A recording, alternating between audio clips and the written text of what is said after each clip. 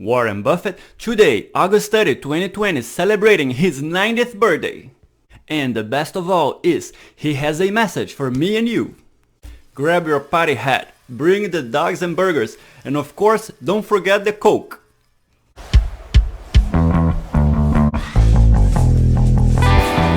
Once I Googled Warren Buffett, better known as the Oracle of Omaha or the world's most successful investor.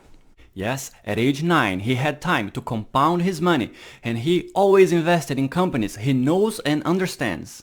But right at the beginning, his biggest source of wealth was buying companies and putting great managers in charge. He treats his managers nice, pay them well, and that way he makes money-making companies. Since Buffett was able to spot great people and put them in charge, he did not need to be there all the time. He could go check out his companies once in a while, but move on to the next big money move. This looks to me as the ultimate passive income. The Oracle of Omaha sure is a money's guy, but in my opinion, being able to read people this way, he has to be a people's guy. On Yahoo Finance News, the headline, Why Warren Buffett Matters More Than Ever on His 90th Birthday. Since you are already here, is a sign you enjoy finance content. Please drop a like, subscribe, and hit the bell. Also, share this video with a friend. I'm gonna play a little clip, and this is my reaction to it. I am learning those 4 years, and whether you do or not depends on more on the individual. I don't think it makes sense for everybody to go to college, and I'm not so sure it made sense for me to go to college.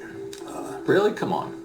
No, I'm not kidding. I don't know. I mean, I learned a lot by reading, and I spent 3 or 4 years, counting graduate school, 4 years.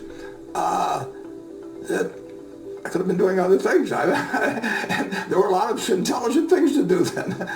Who knows? I don't think it was essential. I mean, I had some wonderful people I met through it. The main thing when I went to Columbia, though, with taking Ben Graham's course, I already knew what he was going to say. I mean, I read it. I understood. He was a very good writer. But it was inspirational. It was inspirational more than it was educational. You've got to understand accounting. That's got to be like a language to you. And so yeah, you have to know what you're reading. I mean, and unless you know that language, and some people have more aptitude for that than others. And that's one thing I learned by myself. Now I took courses in it afterwards, for example, but I learned it myself in it largely. So you have to do that, and you have to have the attitude that you're buying part of a business, and not that you're buying something that wiggles around on a charter that has resistance zones or 200-day moving averages, or that you buy puts and calls on, or anything like that. You're buying part of a business. And if you buy intelligently into a business, you're going to make money.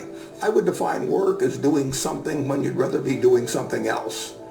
And when I sold shirts at Penny's, and I was getting 75 cents an hour, I would rather have been doing something else.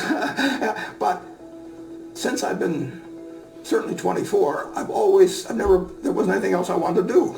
And I had everything I needed, and life was wonderful. And I tell the students that, you got to live. So you may take a job at first for some organization that you don't admire, or work for somebody you don't admire, but look for somebody you admire. Look for somebody where you're looking forward to working with them that day and doing something that you're looking forward to, that you'd do if you didn't need the money. And Charlie and I found out a long time ago. If I gave you a car, and it'd be the only car you get the rest of your life, you take care of it like you can't believe. Any scratch, you'd fix that moment. You read the owner's manual. You keep a garage and do all these things. And you get exactly one mind and one body in this world. And you can't start taking care of it when you're 50. By that time, you'll have rusted out if you haven't done anything. So you should really make sure that you just remember that you just got one mind and body to get through life with and to do the most with it. I eat exactly what I like to eat. If I liked it on my 6th birthday, and my 6th birthday party when we had hot dogs and hamburgers and Coke and ice cream with chocolate, I still like it. And I don't care about anything subsequently. I discovered it all by the time I was 6. if somebody offered me a deal when I was 20 and said, you're going to live 1 year longer, instead of living to 88, you'll live to 89 or whatever it may be, if you eat nothing but broccoli and Brussels sprouts and onions and all these things. I just said, I'll, take the last year off. It probably won't be that good anyway. So I eat what I like to eat. I'm not venturesome in that area. By far the best investment you can make is in yourself.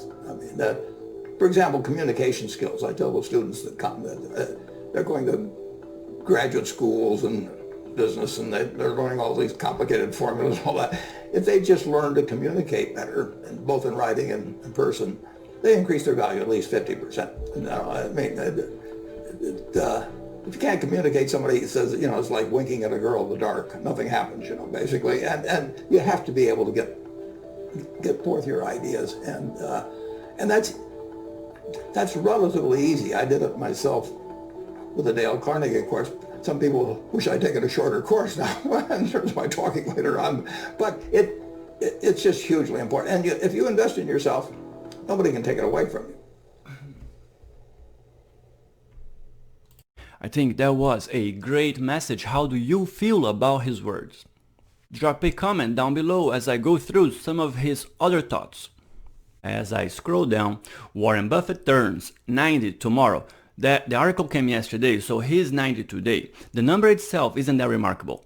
It's what Buffett has accomplished and what he may still do that's astonishing. At 90 years of age, Buffett has never been more of a force.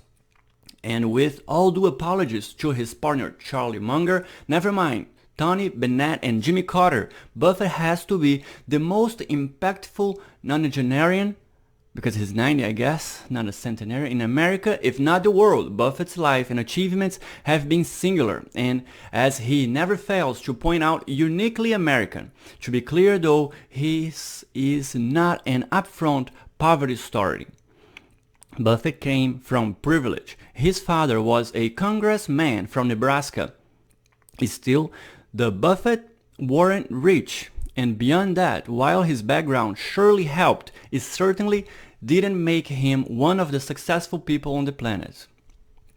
People always ask me what Warren Buffett is like. Well, for one thing, he's purposeful and self-aware. Buffett has taught a great deal about longevity, for instance, but not in an obsessive, cryonic way. He told me this in a conversation I had with him last year. If I gave you a car and it be the only car you get the rest of your life, you'd take care of it like you can't believe. Any scratch, you'd fix that moment. You'd read the owner's manual. You'd keep a garage and do all these things. And you got exactly one mind and one body in this world. And you can't start taking care of it when you're 50. By that time, you'll rust it out if you haven't done anything.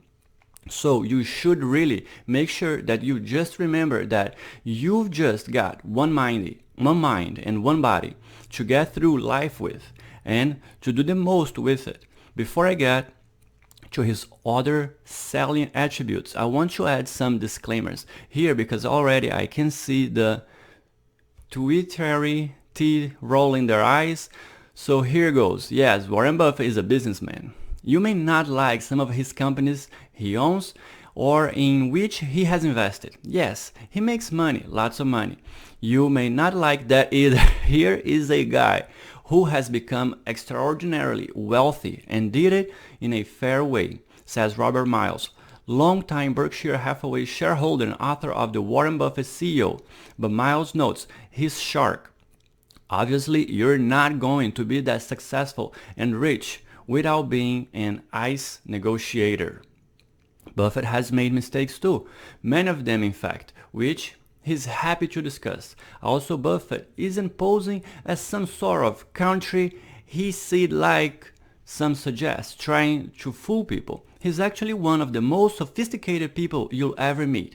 He just happens to be polite, friendly, and live in Nebraska. Do all rich people have to be rude, icy, and live in Greenwich? His commercial achievements are stunning, which as of today are marked by a pair of sixes. Berkshire Hathaway, which has run for 55 years, is now the sixth largest company in America, and Buffett's $82 billion fortune makes him the number six richest citizen of the planet. How he do that? It's this notion of patience, the notion of focus, and the notion of looking at companies with telescope is what I think is important to underscore what Buffett is doing.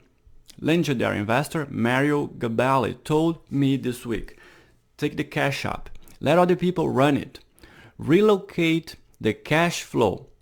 That's his business skill set. And 90, you don't need hand-eye coordination, so he can do this for another 50 years. I just hope they come up with some medicine, some aphrodisiac, or some dynamic that keeps him going. Buffett's footprint is bigger than ever. He gets even more calls from CEOs, politicians, and societal leaders. His market moves attract more attention, like when he sold airlines, stocks, or bought gold this year. Internationally, he is more well known than he's ever been. Since the financial crisis of 08 and 09, the luster of the US financial model began. Xu Wang in China and all over the world, says Li Lu, founder and chairman of Himalayan Capital Management, a multi-billion-dollar investment firm which has business ties to Berkshire Hathaway. This example of Buffett and Berkshire, on the contrary, have increased their influence precisely because they point to a different way of conducting yourself. He's singled out as someone who's not typical of American ways. I don't think the current tense relationship between China and the US has in any way dented his reputation. As I watch Buffett financially well and donating his money to charity and living a long, healthy and happy life. On his birthday, I wish him another 90 years of prosperity, and if you'd like, donate some of your charity to me as well. Just a few billions doesn't hurt. God bless all of us, and thank you so much for watching this video. Feel free to check out some of my other videos coming up on the next screen. Have a wonderful day. Warren Buffett today, August 30, 2020, celebrates his 90th birthday. Fuck me, man.